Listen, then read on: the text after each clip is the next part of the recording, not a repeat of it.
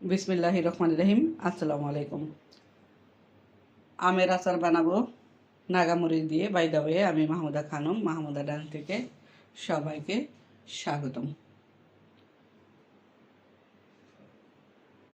আচার বানানোর জন্য সব কিছু প্রস্তুত করে নিয়েছি। চুলায় হাঁড়ি বসিয়ে দিয়েছি।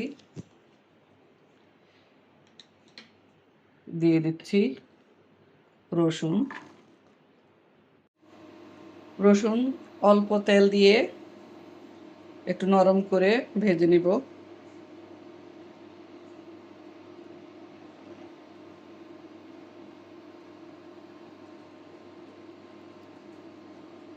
এক কাপ তেল দিয়ে দিলাম। রসুন কিছুক্ষণ ভেজে নিলাম, একটু নরম করে নিলাম।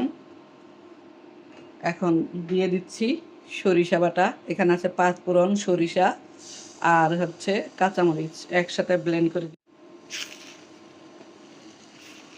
একটু নেড়ে চেড়ে, বেশিক্ষণ নাড়ব না, 2 মিনিটের মতো নেড়ে চেড়ে আমগুলো দিয়ে দিব।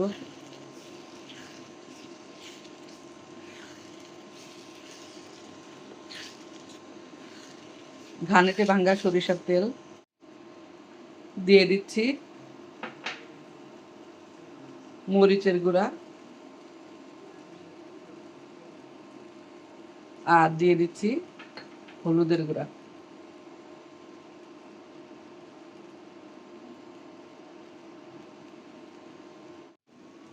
ভালোভাবে একটু নেড়ে চেড়ে সবগুলো উপকরণ মিশিয়ে দিচ্ছি।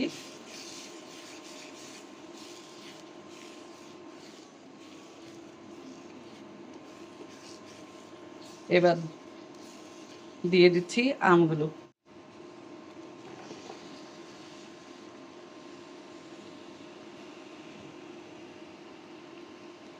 আম খোসা সহ একটু ছোট ছোট করে কেটে নিয়েছি।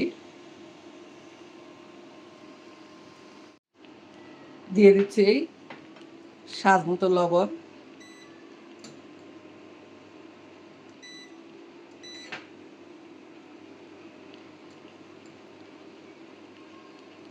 স্বাদ মতো লবণ দিয়ে দিলাম। দিয়ে দিচ্ছি নাগামরিচ।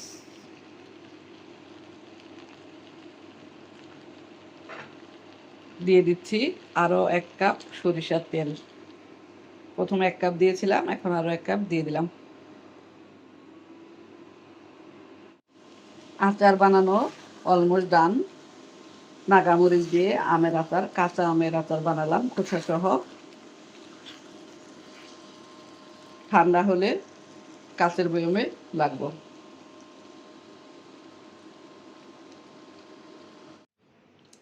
আচার মোটামুটি ঠান্ডা হয়ে গিয়েছে। এখন আমি এই কাচের বয়মটাতে নিয়ে নিচ্ছি।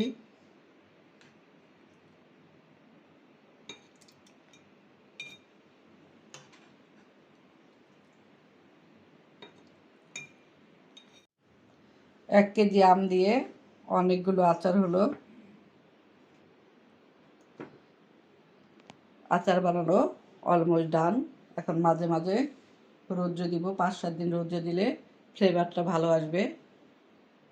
সবাই ভালো থাকবেন, সুস্থ থাকবেন। ফিরে আসবো নতুন কোনো রেসিপি নিয়ে। আল্লাহ হাফেজ। আসসালামু আলাইকুম।